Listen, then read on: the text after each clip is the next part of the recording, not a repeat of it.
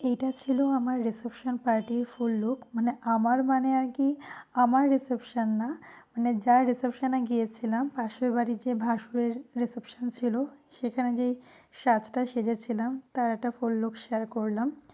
আর আমি আজকে যে শাড়িটা পরেছিলাম এটা ছিল আমার বিয়ের শাড়ি। শাড়িটা কিনেছিলাম আমি কাঁচরাপাড়ার বিমল শাড়ি সেন্টার থেকে। বিয়ের একটা নিয়ম ছিল যে রেড কালারের কোনো শাড়ি পরা যাবে না। কী কারণ এটা আমি ঠিক জানি না, বাট যেহেতু এটা নিয়মটা হয়ে আসছে তো সেই কারণে আমি ওটা অ্যাভয়েড করেছিলাম। বিয়েতে কিনেছিলাম এটা ঠিক পার্পেল বা ডিপ পিঙ্ক টাইপ একটা কালার, তার মধ্যে একটা ডার্ক গ্রিন টাইপের একটা শেড।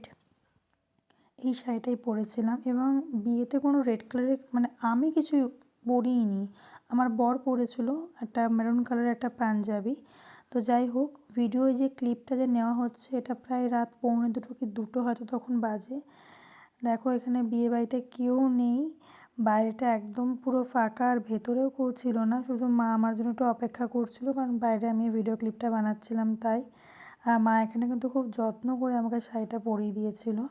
আর আমি সেদিন বেশ একটু হালকার উপরে মেকআপটা করেছিলাম। আর এখানে ভিডিওটা শেষ হলো, বাই।